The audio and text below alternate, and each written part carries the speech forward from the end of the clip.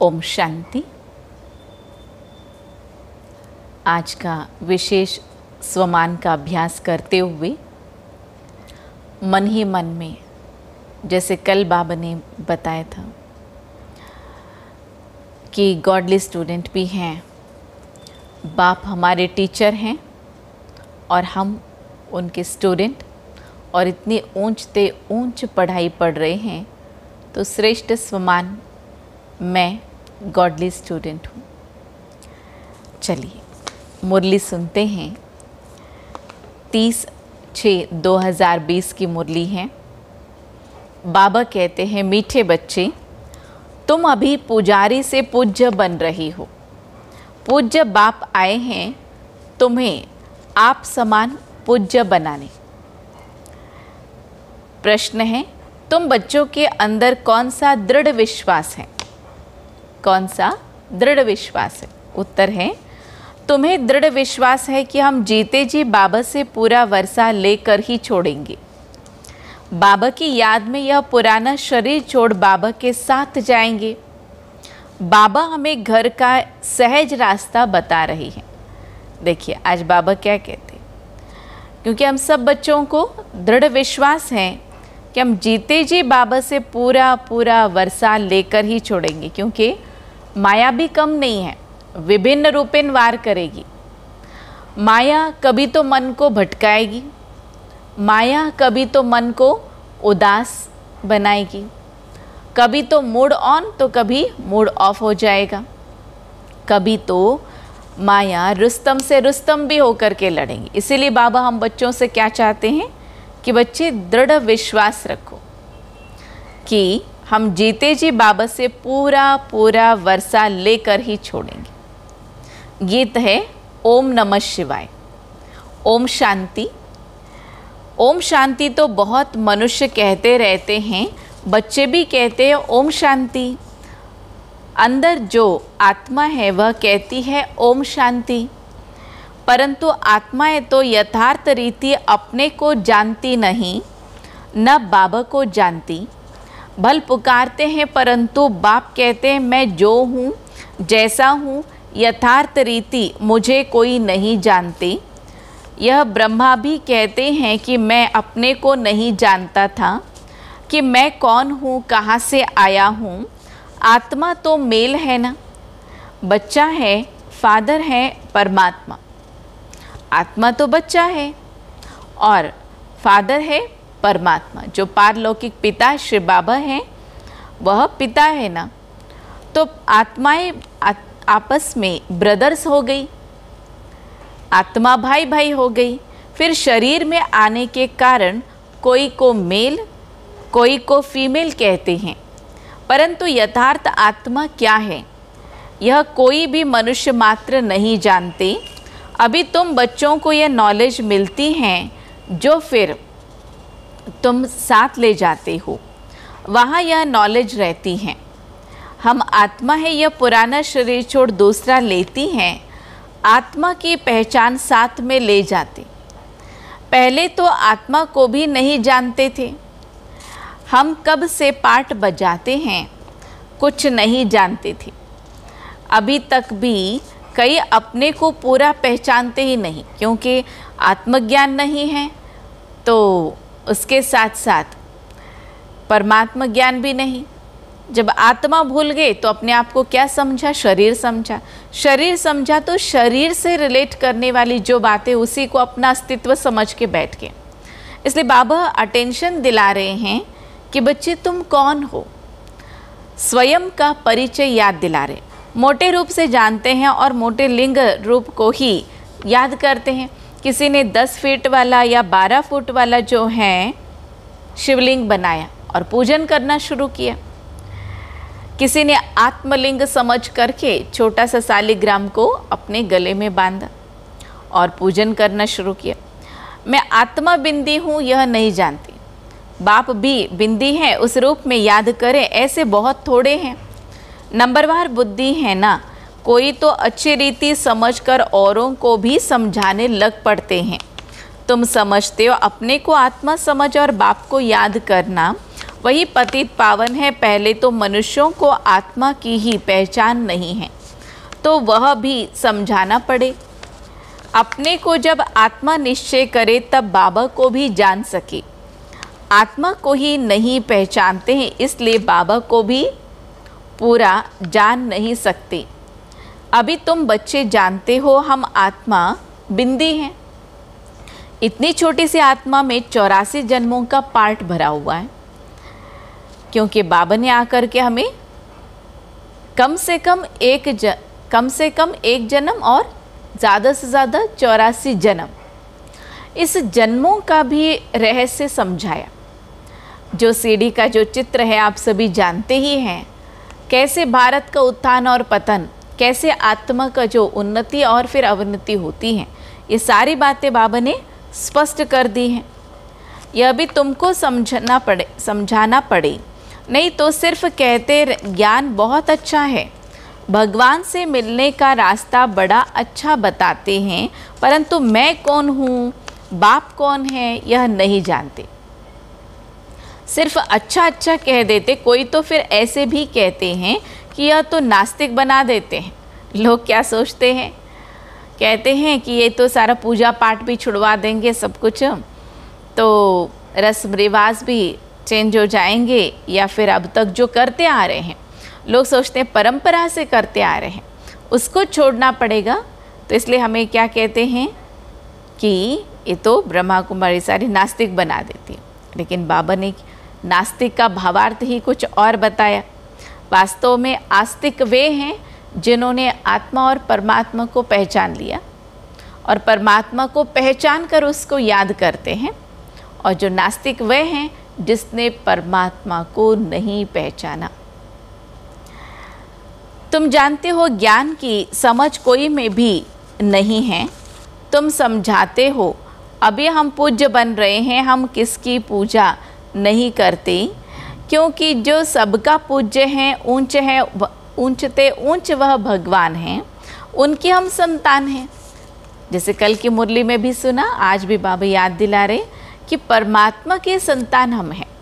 ऐसे आदरणीय दादी जानकी जी को भी ये निरंतर स्मृति में रहा कि मैं आत्मा हूँ, मैं परमात्मा का संतान हूँ, मैं आत्मा हूँ, मैं परमात्मा का संतान। वह है ही पूज्य पिताश्री। अभी तुम बच्चे जानते हो पिताश्री हमको अपना बनाकर और पढ़ा रहे हैं। सबसे ऊंचते ऊंच पूज्य एक ही हैं, उनके सिवाय और कोई पूज्य बना न सके। पुजारी ज़रूर पुजारी ही बनाएंगे, दुनिया में सब हैं पुजारी। तुमको अभी पूज्य मिला है जो आप समान बना रहे हैं। हाँ, जो हमें मिले हैं बाबा हमें पूज्य बना रहे हैं, आप समान बना रहे हैं, वह पूज्य पिताश्री। आज बाबा की महिमा के लिस्ट में आप और एक बात एडिशन कीजिए। कई भाई बहन पूछ रहे होंगे, सोच भी रहे होंगे कि बाबा की महिमा की लिस्ट बनाने को दीदी कहते हैं, उसमें क्या है। हम सब तो जानते ही हैं, ज्ञान का सागर, प्रेम का सागर, आनंद का सागर हैं। आज बाबा ने पूज्य पिताश्री कह दिया, हम सब जानते हैं। नहीं, हम सब जानते हैं, हम मानते कितना है, क्योंकि सिमर सिमर सुख पाएंगे ना। कल की मुरली में भी बाबा ने कहा था कि 1000 बार जितना अतीन्द्रिय सुख होना चाहिए। अतीन्द्रिय सुख भी किस बात की, इस बात की कि स्वयं परमात्मा पिता आकर के हम बच्चों को बढ़ा रहे।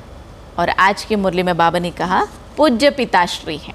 हाँ, पूज्य पिताश्री। पुजारी ज़रूर पुजारी ही बनाएंगे, दुनिया में सब है पुजारी, तुमको अभी पूज्य मिला है। बाबा ने कहा पूज्य मिला है। पूज्य अर्थात कौन, परमात्मा, जो आप समान बनाने आए हैं, तुमसे पूजा छुड़ा दी है। देखिए बाबा ने कहा कि बाबा ने आकर के पूजा छुड़ा दी। क्यों छुड़ा दी? क्योंकि बाबा ये बात को स्पष्ट कर रहे हैं कि बच्चे, भक्ति मार्ग में आधा कल्प से तुमने बहुत पूजा की, मंदिर कंदरों में घूमते रहे, जितने भी पूजा पाठ की जो विधियाँ थी, सारे अर्चनाएं आदि सब कुछ कर दी। अच्छा, चाहे वो नदी में डुबकी लगाने की बात हो, चाहे वो पर्वत के चोटी पर मंदिर है तो वहाँ तक पैदल चढ़ने की बात हो, नंगे पैर चढ़ने की बात हो, कोई बहुत बड़ा मंदिर है तो फिर वहाँ पर भी जिसको साष्टांग नमस्कार कहे, या लुढ़कते हुए नदी से पानी, नदी के ठंडे पानी में स्नान करना और वहाँ से लुढ़कते हुए नमस्कार करते हुए मंदिर तक पहुँचना, कितनी सारी कठिनाइयों का सामना भी किया, लेकिन हमने सोचा ये सब कुछ पूजा की विधि है, हमें ये करना ही है। तो बाबा कहते बाबा ने तो सब बच्चों को इससे छुड़ा दिया, मुक्त कर दिया, अपने साथ ले जाते। यह चीची दुनिया है, यह है ही मृत्युलोक। भक्ति शुरू ही तब होती है जब रावण राज्य होता है, पूज्य से पुजारी बन जाते हैं ना, फिर पुजारी से पूज्य बनाने के लिए बाबा को आना ही पड़ता है। जो पुजारी हैं उन सबको पूज्य बनाना है, पवित्र बनाना है, श्रेष्ठ बनाना है, सत्युग ले जाना है। सारा कारोबार किसका? एक शिव बाबा का ही है ना। तो बाबा कहते हैं अभी तुम पूज्य देवता बन रहे हो, आत्मा शरीर द्वारा पार्ट बजाती है, अभी बाबा हमको पूज्य देवता बना रहे हैं आत्मा को पवित्र बनाने के लिए। तो तुम बच्चों को युक्ति दी है, बाबा को याद करने से तुम पुजारी से पूज्य बन जाएंगी, क्योंकि वह बाप है सर्व का पूज्य। जो आधा कल्प पुजारी बनते हैं वह फिर आधा कल्प पूज्य बनते हैं। यह भी ड्रामा में पार्ट है। ड्रामा के आदि मध्य अंत को कोई भी नहीं जानते।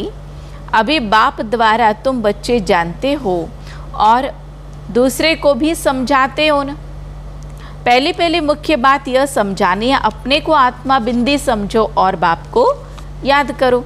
आत्मा का बाप वह निराकार है, वह नॉलेजफुल ही आकर पढ़ाते हैं, सृष्टि के आदि मध्य अंत का राज समझाते। बाबा आते हैं एक बार, अर्थात ये जो संगम युग है, संगम युग में एक ही बार आते हैं, अर्थात सतयुग, त्रेता, द्वापर, कलयुग और संगम युग, इन 5 युगों में से एक ही बार, एक ही संगम पर आते हैं। एक ही बार का भावार्थ क्या है? संगम युग पर आते हैं, अन्य कोई युगों में नहीं आते हैं।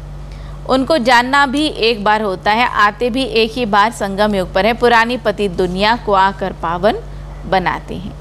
अभी बाप ड्रामा प्लान अनुसार आए हैं, कोई नई बात नहीं है।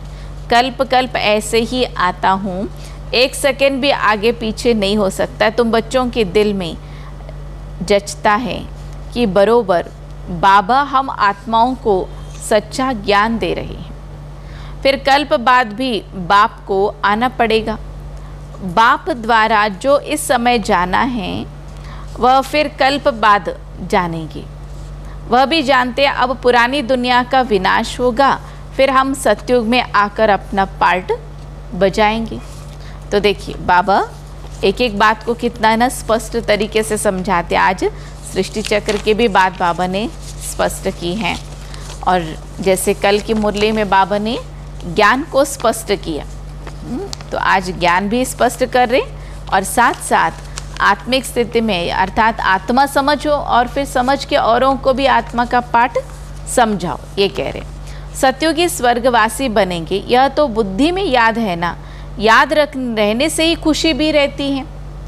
जैसे कल की बातों में अपने मन और बुद्धि के सॉफ्टवेयर में सेट कर लेना है, 1000 बार अतीन्द्रिय सुख की अनुभूति करनी है। मतलब 1%, 2%, 3% नहीं, या फिर 1 बारी 2 बारी 3 बारी नहीं, लेकिन बाबा कहते हैं कि 1000 बारी, इतना गुणा, 100 गुणा की बात नहीं, 1000 गुणा की बात। स्टूडेंट लाइफ है ना, हम स्वर्गवासी बनने के लिए पढ़ रहे हैं। यह खुशी स्थायी रहनी चाहिए जब तक स्टडी पूरी हो।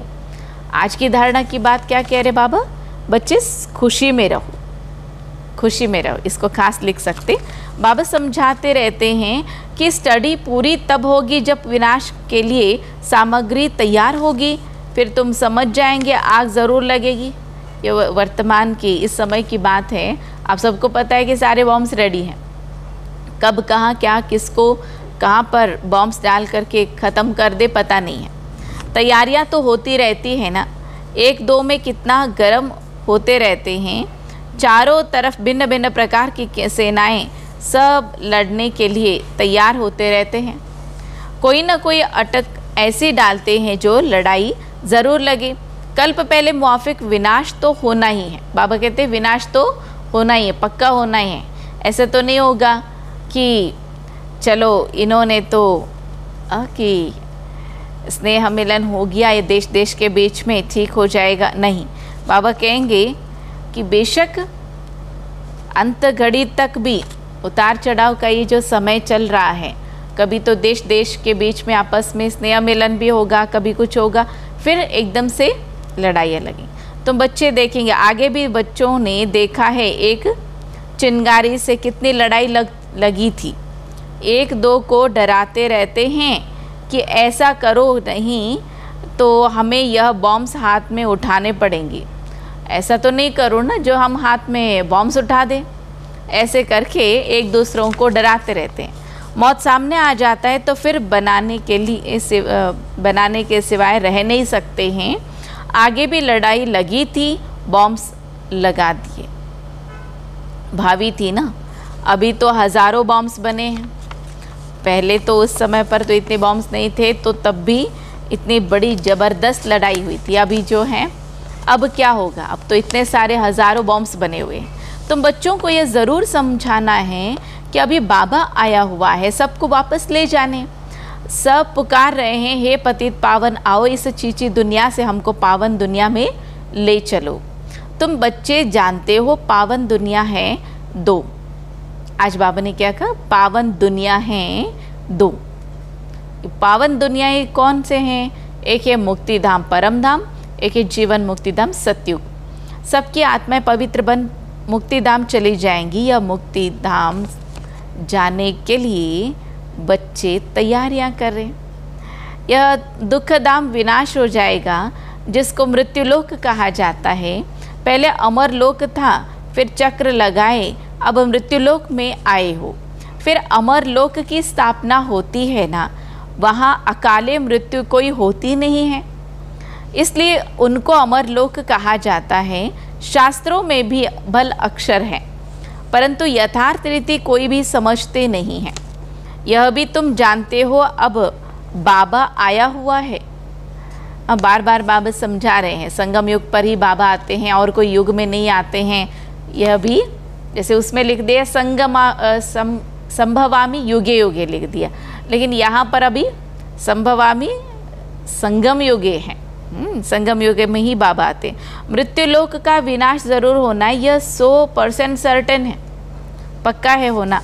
बाप समझा रहे हैं कि अपनी आत्मा को योग बल से पवित्र बनाओ, मुझे याद करो तो विकर्म विनाश हो जाएंगे। परंतु यह भी बच्चे याद नहीं कर सकते हैं। बाप से वर्षा अथवा राजय लेने में मेहनत तो चाहिए ना। जितना हो सके याद में रहना है। अपने को देखना है कितना समय हम याद में रहते हैं और कितनों को याद दिलाते हैं। मन मनाभव, इनको मंत्र भी नहीं कहा जाए, यह है बाबा की याद। ये तो बहुत ही सरल बात बाबा ने समझाई, ये तो याद है। मन मनाभव कोई मंत्र भी नहीं है। बाबा ने कहा देह अभिमान को छोड़ देना है, तुम आत्मा हो, बस इसको स्मृति में रखो। यह तुम्हारा रथ है, इससे तुम कितना काम करते हो। सतयुग में तुम देवी देवता बन कैसे राज्य करते हो, फिर तुम यही अनुभव पाएंगे। तो चलिए 1 मिनट के लिए उस सतयुग के नज़ारों को देखिए। आप सबने क्लासेस भी सुनी ही होगी। आदरणीय लक्ष्मी दीदी जी ने सबको स्वर्ग के नज़ारे के बारे में भी काफ़ी कुछ बताया हुआ है। टोटल जो है जन्म से लेकर के 150 साल की अवधि तक उनका जीवन शैली कैसे होगा। तो कुछ पल के लिए उस स्वर्ग के दृश्य को याद कीजिए कि ऐसे सुंदर से गार्डन में हम हैं। मैं आत्मा बिल्कुल ही स्वच्छंद एक ऐसे गार्डन में और फिर श्रेष्ठ जो एक स्थिति में, हाँ, तो वहाँ पर तो याद करने की ज़रूरत ही नहीं, लेकिन कर्म भी करेंगे, श्रेष्ठ गुणों से करेंगे। 1 मिनट के लिए उस दृश्य को देखिए। मन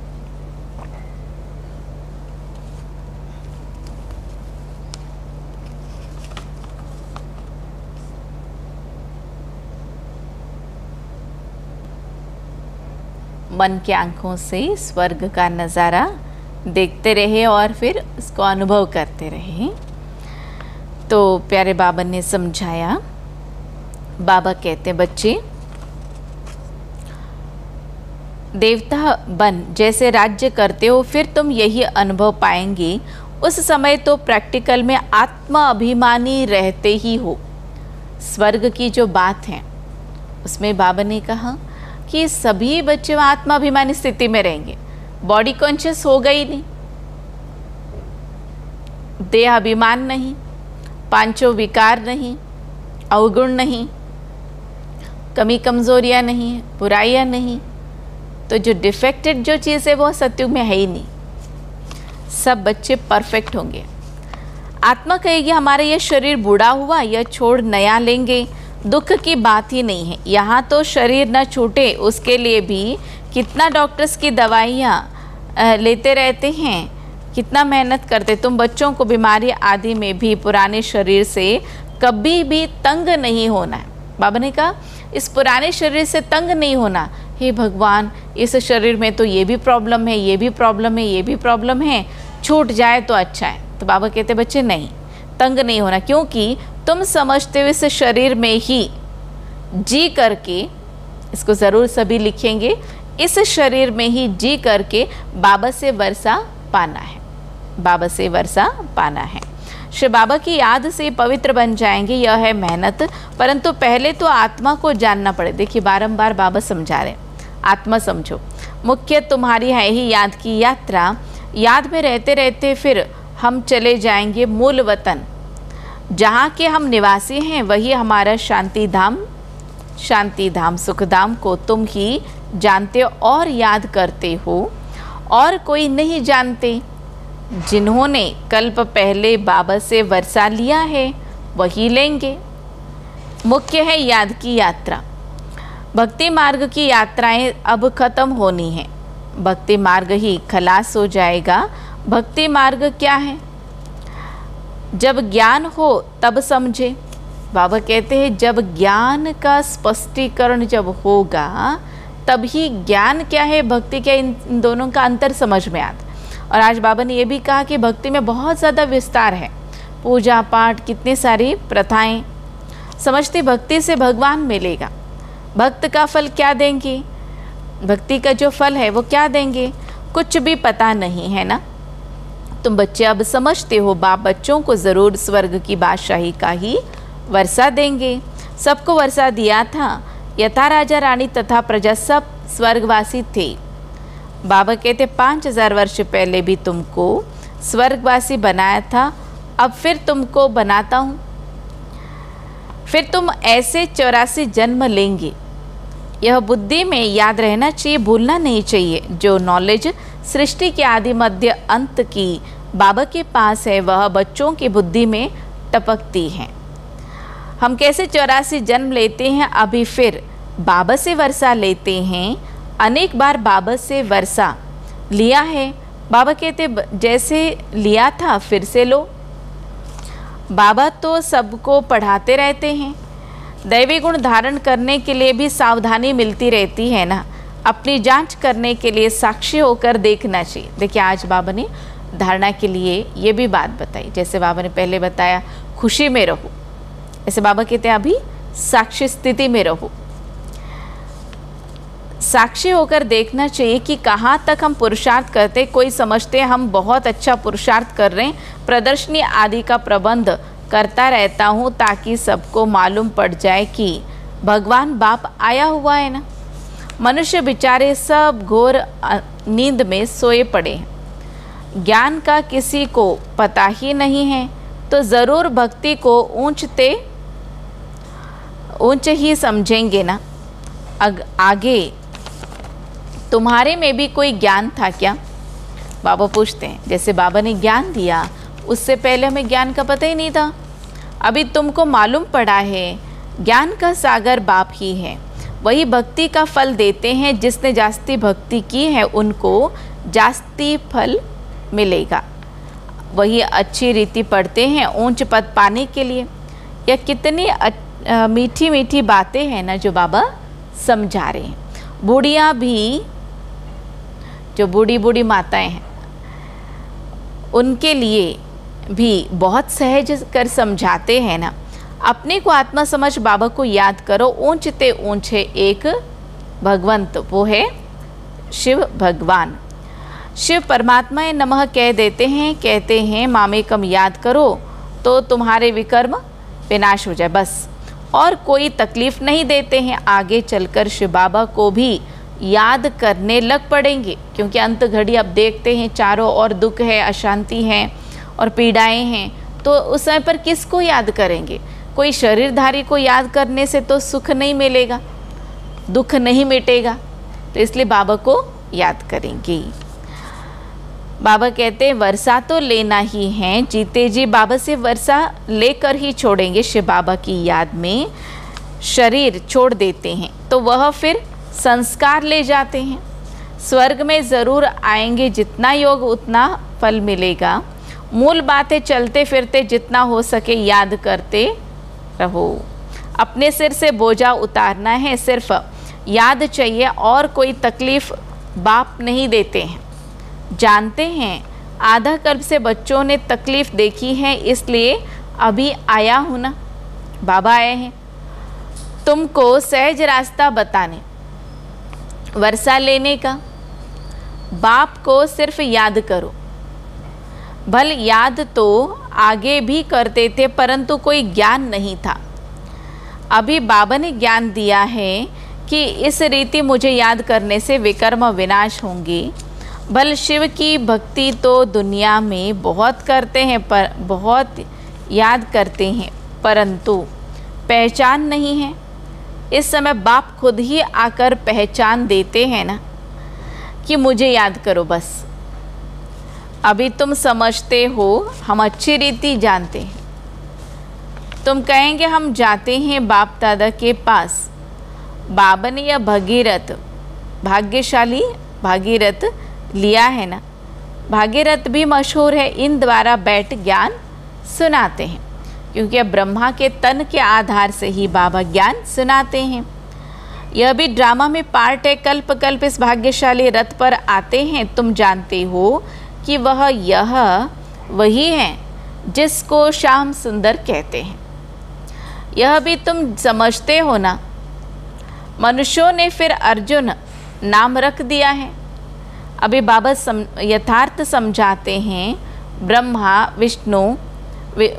सो विष्णु और विष्णु सो फिर ब्रह्मा कैसे बनते हैं, यह अब हमें पता है। बच्चों में अभी समझ है कि हम ब्रह्मपुरी के हैं, फिर विष्णुपुरी के बनेंगे। विष्णुपुरी से फिर ब्रह्मापुरी में आने में 84 जन्म लगते हैं ना। तो बाबा ने आज कहा कि ब्रह्मापुरी से अब विष्णुपुरी में जाने की बात है। यह भी अनेक बार समझाया है, जो तुम फिर से सुनते हो और समझते हो। आत्मा को अब बाबा कहते हैं सिर्फ मामेकम याद करो तो विकर्म विनाश हो जाएंगे। इसलिए तुमको खुशी भी होती है। यह एक अंतिम जन्म पवित्र बनने से हम पवित्र दुनिया के मालिक बन जाएंगे ना। तो क्यों ना पवित्र बने। हम एक बाबा के बच्चे ब्रह्मा कुमार कुमारी हैं, फिर भी वह जिस्मानी वृत्ति बदलने में टाइम लगता है। धीरे धीरे पिछाड़ी में कर्मातीत अवस्था होनी है। इस समय किसकी कर्मातीत अवस्था होना असंभव है। कर्मातीत अवस्था हो जाए फिर तो यह शरीर भी न रहे, इनको छोड़ना पड़े। लड़ाई लग जाए, एक बाप की याद रही, इसमें मेहनत है। अर्थात जैसे दुनिया में युद्ध प्रारंभ हो जाए और उस समय पर परमात्मा की याद रहे, ये भी मेहनत की बात है, क्योंकि बहुत समय का अभ्यास होगा तभी तो उस समय पर बाबा की याद आ जाएगी। अच्छा, मीठे मीठे सिखिलदे बच्चों प्रति माता पिता बाप दादा का याद प्यार और गुड मॉर्निंग। रूहानी बाप की रूहानी बच्चों को नमस्ते। हम रूहानी बच्चों की रूहानी बाप को नमस्ते नमस्ते नमस्ते।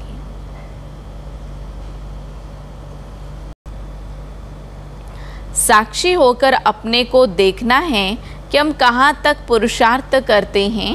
चलते फिरते कर्म करते कितना समय बाबा की याद में रहते। अर्थात यहाँ पर बाबा ने कर्म योग को दर्शाया और कर्म योग में कर्म भी करते रहो, लेकिन याद बाबा की तरफ हो। और कर्म करते समय पर भी बाबा ने ये बात हमें समझाई, उस कर्म को साधारणता से नहीं करो, इसको श्रेष्ठ स्वमान में स्थित होकर के करो, तो तब भारी नहीं पड़ेगा।